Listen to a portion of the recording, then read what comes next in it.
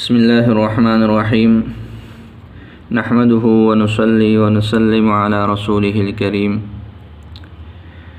اس سے پہلے سبق میں ہم نے مرفوعات کی تعریف پڑھ لی کہ ہوا مشتمل علی علم الفاعلیت، کہ مرفوع اس اسم کو کہتے ہیں جو فاعلیت کی نشانی پر مشتمل ہو۔ یہ لأن التعریف انما یکون للماہیت لا للافراد تک ہماری عبارت مکمل ہو چکی تھی تعریف کے حصہ میں۔ آگے مشتملہ ہے۔ مشتملہ کے بعد مصنف رحمۃ اللہ علیہ نے ما کو واضح کیا اسم کے کلمہ سے۔ مشتملہ ای اسم اشتملہ، تو ما کی وضاحت اسم سے کیوں کی ہے، یہ مصنف رحمۃ اللہ علیہ نے ایک مسئلے کو حل فرمایا ہے، جس کی وضاحت یہ ہے کہ یہ جو کلمہ ما ہے، یہ ما ایک ایسا کلمہ ہے جو کہ عام ہے۔ جب یہ عام ہو جائے گا تو یہ شیء کے معنی میں ہو جائے گا، اور جب یہ شیء کے معنی میں ہو جائے گا تو پھر اس ما کے تحت حرف، اسم، فعل، جملہ، یہ ساری چیزیں اس میں شامل ہو جائیں گی۔ اس کا نقصان کیا ہوگا؟ نقصان اس کا یہ ہو جائے گا کہ ہم نے مرفوع کی تعریف پڑھی کہ مشتمل علی علم الفاعلیت، اب ما کو ہم عام کر لیں تو مطلب یوں ہو جائے گا کہ ہر ایسی چیز جو فاعلیت کی نشانی پر مشتمل ہو۔ اب اس میں یہ ہے کہ حروف جو آخر میں آتے ہیں، جیسے زیدن ہے، ھذا زیدن کے اندر اس میں اس دال پر ضمہ ہے، یہ دال ضمہ پر مشتمل ہے۔ اسی طرح آگے ہے فعل مضارع، اس پر بھی ضمہ ہوتا ہے، وہ ضمہ کو مشتمل ہے۔ اسی طرح زید قائم، یہ پورا جملہ ہے، اس میں بھی ضمہ پایا گیا، یہ بھی ضمہ پر مشتمل ہے۔ اسی طرح آگے ہم لے لیتے ہیں خالد، لے لیتے ہیں، اسم ہے، خالد پر بھی ضمہ ہے، یہ بھی ضمہ پر مشتمل ہے۔ لہذا یہ مرفوع کی تعریف زید کے لیے جو دال ہے اس کے اوپر، یفعلو کے اوپر، زید قائم کے اوپر اور خالد، ان سب کے اوپر مرفوع کی تعریف صادق آ جائے گی، جبکہ یہاں پر بحث جو ہے وہ تو صرف خالد سے ہونی ہے، یہاں پر تو وہ مرفوع مراد ہے جو صرف اسماء ہے۔ تو یہ تو آپ کی تعریف ہے، یہ مانع نہیں ہے دخول غیر سے۔ تو یہ ایک اعتراض ہو جائے گا کہ ما عام ہے، شیء کے معنی میں ہے۔ دوسرا اعتراض یہاں پر یہ ہے کہ یہ ما عام طور پر استعمال ہوتا ہے اسم موصول، ما موصولہ اس کو بول لیتے ہیں، اسم موصول ہے تو اس کے لیے ہم لفظ استعمال کرتے ہیں کہ یہ ما جو ہے یہ تو موصولہ ہے، اور موصولہ اسم موصول جو ہے یہ معرفہ ہے۔ آگے یہ خبر ہے ہوا ضمیر مبتدا کے لیے، تو عبارت یوں ہو جائے گی ہوا ما، ہوا ضمیر مبتدا ہے اور ما اس کی خبر ہے، تو اس کا نتیجہ یہ نکلا کہ مبتدا اور خبر دونوں معرفہ ہیں، اور عام طور پر ضابطہ یہ چلتا ہے کہ جب مبتدا اور خبر دونوں معرفہ ہو تو درمیان میں ضمیر فصل لانی چاہیے۔ تو گویا کہ مصنف رحمۃ اللہ علیہ نے یہ عبارت ٹھیک سے نہیں لکھی، ان کو جو ہے وہ درمیان میں کسی چیز کا فاصلہ لانا چاہیے تھا، ضمیر فصل لے آتے۔ تو شارح نے مشتملہ میں ما کی وضاحت اسم سے کی، اسم سے کرنے کی وجہ سے یہ سارے اعتراض ختم ہو جائیں گے۔ کیسے ختم ہو جائیں گے؟ یہ دیکھیں، اسم ہے، اسمن کا لفظ نکال کر پہلے اعتراض کو ختم کر دیا کہ جی یہ والا جو اعتراض ہے کہ یہاں پر ما عام نہیں ہے بلکہ ما خاص ہے، شیئن کے معنی میں نہیں ہے بلکہ یہ اسمن کے معنی میں ہے، لہذا جب یہ ما اسمن کے معنی میں ہوا تو اس سے حرف بھی نکل گئے، اس سے افعال بھی نکل گئے اور اس سے جملہ بھی نکل جائے گا، صرف اسم باقی رہ جائے گا۔ یہ تخصیص کی وجہ کیا ہے؟ تخصیص کی دلیل کیا ہے؟ تخصیص کے لیے دلیل یہ ہے کہ جی یہ بحث کس کی چل رہی ہے؟ یہ تو اسم کی بحث ہے، یہ المرفوعات ہیں، منصوبات ہیں، مجرورات ہیں، یہ اس کے لیے ہم نے جو موصوف نکالا تھا وہ یہی کہا تھا کہ جی یہ المرفوعات یہ صفت ہے اور اس کا موصوف الاسماء ہے، یوں ہم نے عبارت نکالی تھی الاسماء المرفوعات۔ تو مرفوعات، منصوبات اور مجرورات کا تعلق کس سے ہوا؟ اسماء سے ہو گیا۔ تو جب بحث اسم کی چل رہی ہے تو مراد بھی کیا ہے؟ جو چیز کسی فروخت کرنے والے کے سامنے کیلے پڑے ہوئے ہیں اور وہ جناب جی امرود بیچے، تو ظاہر ہے اس کے پاس تو امرود ہے ہی نہیں، وہ کہاں سے امرود بیچ سکتے ہیں؟ اس نے تو کیلے ہی بیچنے۔ تو بات تو ہماری بحث جو چل رہی ہے وہ تو چل رہی ہے اسم کی، درمیان میں حرف اور فعل یہ اس طرح کی چیزیں نہیں آ سکتی۔ پہلا اعتراض اس طرح دور ہو جائے گا۔ دوسرا اعتراض یہ ہے کہ جی جب ما سے مراد اسمن ہے تو یہ اسمن دیکھ لیں نکرہ ہیں، نکرہ سے اس کی وضاحت کی، نکرہ سے وضاحت کرنے سے مراد یہ ہے کہ گویا کہ شارح نے یہ بات ذکر کر دی کہ یہ جو ما ہے یہ ما موصوفہ ہے۔ موصوفہ کا مطلب کیا ہے؟ کہ یہ موصوف ہے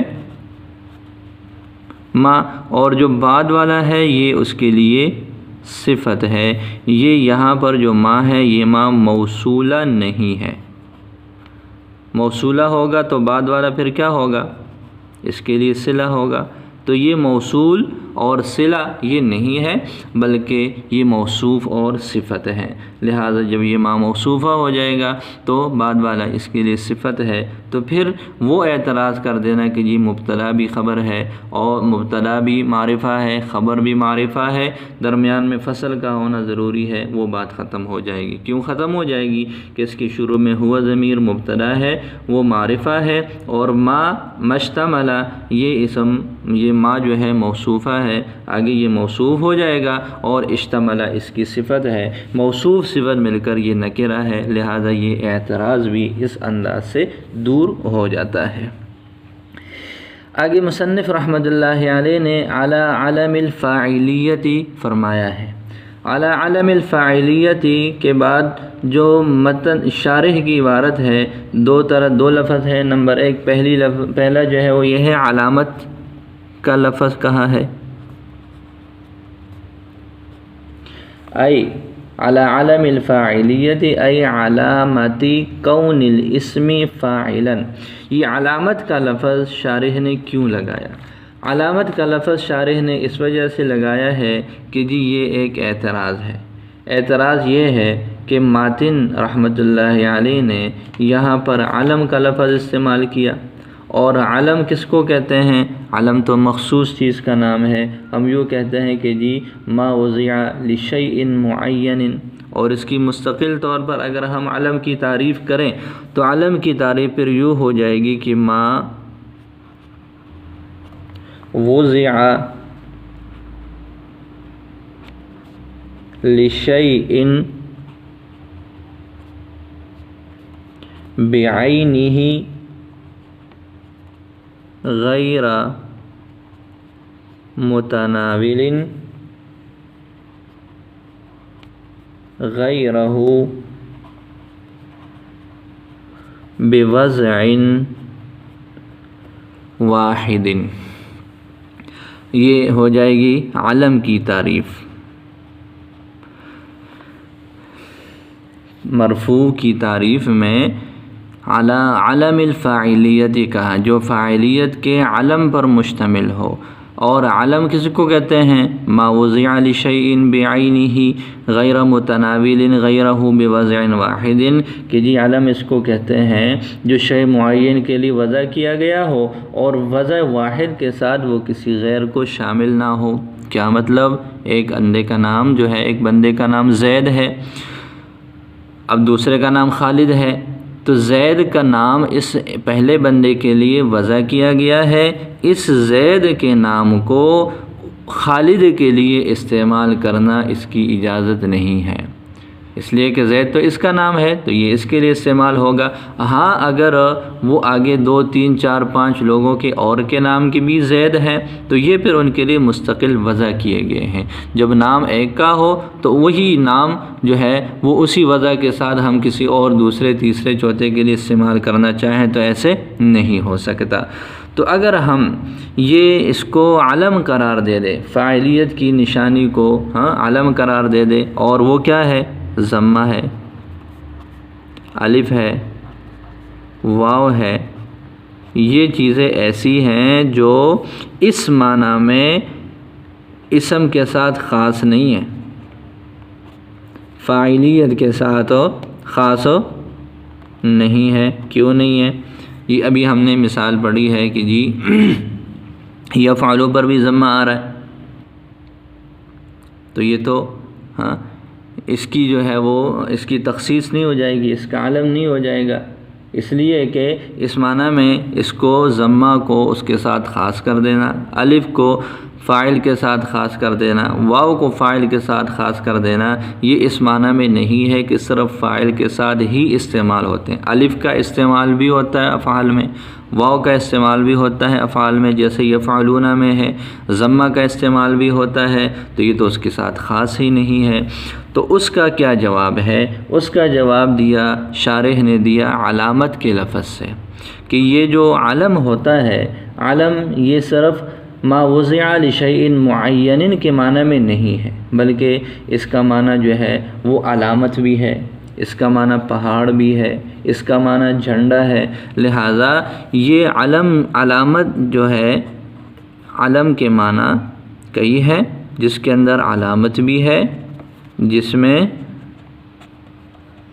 جھنڈا بھی ہے، پہاڑ بھی ہے، اور وہی جو بمعنی علم کے ہے کہ ما وضع لشیء معین۔ تو یہ بتانا مقصود ہے کہ یہ جو علم ہے یہاں پر ما وضع لشیء معین کے معنی میں نہیں ہے، بلکہ یہ کس کے معنی میں ہے؟ علامت کے معنی میں، اور علامت کی تخصیص کسی چیز کے ساتھ اس انداز سے نہیں ہو سکتی۔ جیسے اس کو ایک مثال سے ہم یوں سمجھ لیں کہ جی کسی جگہ پر ایک درخت ہے، بہت بڑا ایک خاص قسم کا درخت ہے، ایک آدمی نے کسی جو ہے وہ خاص ڈاکٹر کے پاس جانا ہے، تو وہ دوسرا آدمی کہتا ہے کہ وہ فلاں رستے پر ایک درخت ہے، وہاں پر جاؤ گے، اس کے دائیں طرف مڑے گے، وہاں پر آپ کو ڈاکٹر کی دکان نظر آئے گی۔ کسی آدمی نے کسی خاص دفتر میں جانا ہے، وہ وہاں قریب کے علاقے میں ہے، وہ آدمی اس کو کہتے ہیں فلاں روڈ پر جاؤ گی، وہاں ایک درخت ہے، اس کے دائیں طرف جاؤ گے تو آپ کو وہاں پر دفتر ملے گا۔ کسی آدمی نے وہاں پر کوئی اور چیز تلاش کرنی ہے، کسی آدمی نے کوئی اور چیز تلاش کرنی ہے۔ اب درخت تو ایک ہے، لیکن وہ دکان کے لیے بھی علامت ہے، وہ ڈاکٹر کے لیے بھی علامت ہے، وہ ہسپتال کے لیے بھی علامت ہے، وہ دفتر کے لیے بھی علامت ہے۔ تو علامت ایک ایسی چیز ہوتی ہے جو کسی ایک چیز کے ساتھ اس انداز سے خاص نہیں ہوتی جس طرح علم کے اندر تخصیص ہوتی ہے جو ما وضع لشیء معین کے اندر ہے۔ تو اس وجہ سے اس اعتراض کو رد کر لیا کہ جی یہاں پر علم ما وضع لشیء معین کے معنی میں نہیں ہے، بلکہ یہاں پر علم یہ علامت کے معنی میں ہے، لہذا اس طرح کا کوئی اعتراض جو ہے وہ نہیں ہوگا۔ اس کے بعد اگلا جو لفظ ہے وہ یہ ہے کہ علامت کے بعد ہے کون الاسم فاعلا۔ یہ کون الاسم فاعلا کا لفظ کیوں لگایا؟ کون الاسم فاعلا، اگر اس کی جگہ پر اعتراض یہ ہے کہ جی یہ تو کافیہ کی عبارت ہے، کافیہ تو اختصار کے ساتھ جو ہے وہ بڑے معروف ہیں، تو اب یوں کہہ لیتے کہ ما اشتمل مرفوع کی تعریف میں یوں کہہ دے ہوا مشتمل علی علم الفاعل، مشتمل علی علم الفاعل فرما دیتے یہ جو فاعلیت ہے کہ جی یا فاعلیت کے اندر دیکھیں کتنے لفظ ہیں، اس میں یا اور تا کا اضافہ ہے تو یہ یا اور تا کا اضافہ نہ ہوتا، علی علم الفاعل کہہ دیتے۔ اس کا جواب یہ ہے کہ جی دو چیزیں ہیں، ایک ہے ذات فاعل اور ایک ہے اس کا فاعل ہونا۔ یہ جو بات ہے، یہ جو نشانی ہے، یہ ذات فاعل کی نہیں ہے بلکہ فاعل ہونے کی نشانی ہے۔ ذات فاعل کا کیا مطلب ہے؟ دیکھیں جی یہ ہمارے پاس ایک مثال ہے ضربتی، اس میں تا ضمیر فاعل ہے لیکن اس کے اوپر ضمہ نہیں ہے، یہ ذات فاعل ہے۔ ضربتا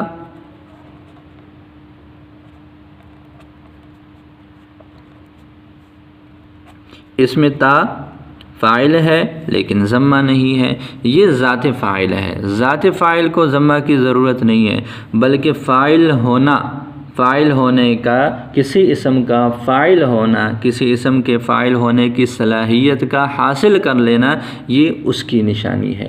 تو اگر ہم علی علم الفاعلی کہہ دیتے تو پھر مطلب یہ تھا کہ جی یہ ضمہ الف اور واو یہ ذات فاعل کی نشانی ہے، جبکہ یہ ذات فاعل کی نشانی نہیں ہے بلکہ فاعل کسی بھی اسم کے فاعل ہونے کی نشانی ہے۔ ایک ہے ذات فاعل اور ایک اس ذات فاعل کے لیے استعمال ہونے والا اسم ہے جو کسی ذات کے فاعل ہونے پر دلالت کرے، لہذا یہ نشانی اس اسم کی ہے جو ذات فاعل کے لیے نشانی بن رہی ہے، یہ ذات فاعل کی نشانی نہیں ہے۔ جیسے زید ہے، خالد ہے، تو یہ زیدن کے اوپر ضمہ کا آنا، خالدن کے اوپر ضمہ کا آنا، یہ کیا ہے ضمہ؟ یہ اس بات کی نشانی ہے کہ جی یہ زید اب فاعل کے لیے اسم ہے، یہ زید ذات فاعل نہیں ہے بلکہ اس ذات کے لیے استعمال ہونے والا اسم ہے اور اس زید کے اندر یہ بات پائی جائے گی۔ تو یہ علی علم الفاعلی نہیں کہا بلکہ علی علم الفاعلیت کہا۔ اس کی وجہ یہ ہے کہ یہ جو